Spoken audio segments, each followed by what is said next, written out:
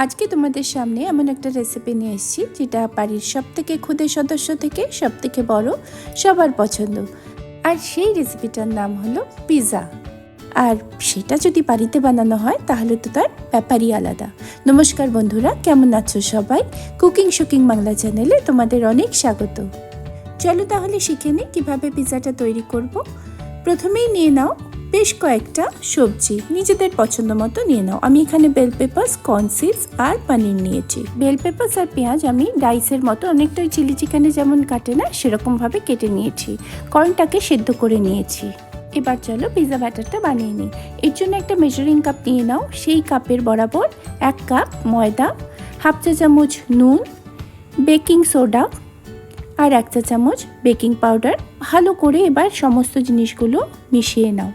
তারপর এতে দিয়ে দাও যে মেজারিং কাপটা নিয়েছি সেই মেজারিং কাপেরই বরাবর 1 কাপ ফ্রেশ দই। টক দই আর ময়দাটা খুব ভালো করে মিশিয়ে নাও। তারপর এতে দিয়ে দাও 3/4 কাপ জল। আমার 3/4 কাপ লেগেছে।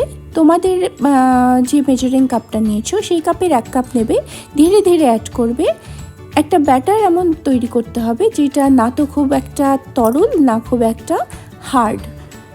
ঠিক এরকম যখন আমি খুন্তি দিয়ে এরকম তুলব তাতে যেন এরকম রিবনের মতন পড়ে যায়। ব্যাটারটা তৈরি হয়ে গেলে ওটাকে একটু রেস্টে রাখো, ততক্ষণ আমরা পিৎজার সবজিটা তৈরি করে নিই।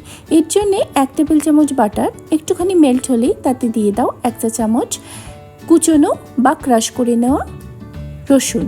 তারপর এতে দিয়ে দাও পনিরের টুকরো, অরিগানো, লাল লঙ্কার গুঁড়ো, সামান্য লবণ আর গোলমরিচ গুঁড়ো।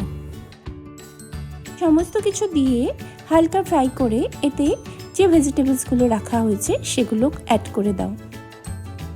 মিনিট খানেক নাড়াচাড়া করলেই সমস্ত মশলা, পনির আর ভেজিটেবলসগুলো হালকা সেদ্ধ হয়ে যাবে, কিন্তু একটা ক্রিস্পি ভাব থাকবে।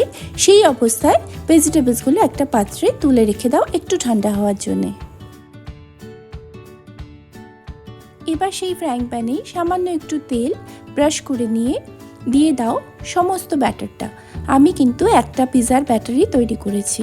এই সময় গ্যাসের ফ্লেমটা কিন্তু একদম লোতে থাকবে। গ্যাসের ওভেনের সবথেকে ছোট বার্নারের সবথেকে ছোট যেটা ফ্লেম, তার লোয়েস্ট ফ্লেমে এটা রান্না করতে হবে। ঢাকা দিয়ে মিনিট 5 এটা রেখে দাও এক সাইডে কুক হওয়ার জন্যে। মিনিট 5 পর ফ্রাইং প্যানে আর একটু তেল দিয়ে অপর সাইডটা দিয়ে দাও। গ্যাসের ফ্লেমটা কিন্তু এই সময়ে একদম বন্ধ করে দাও।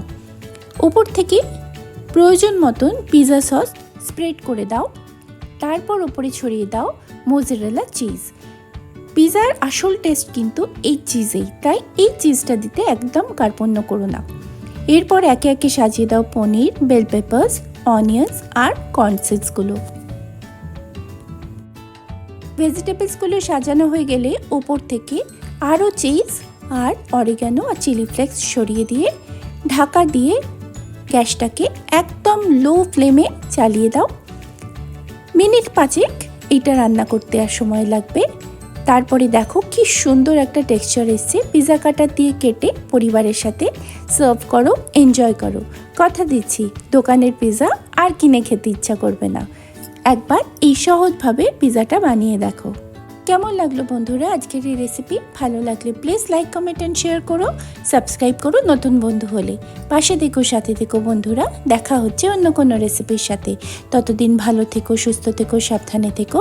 Thank you for watching and bye for now.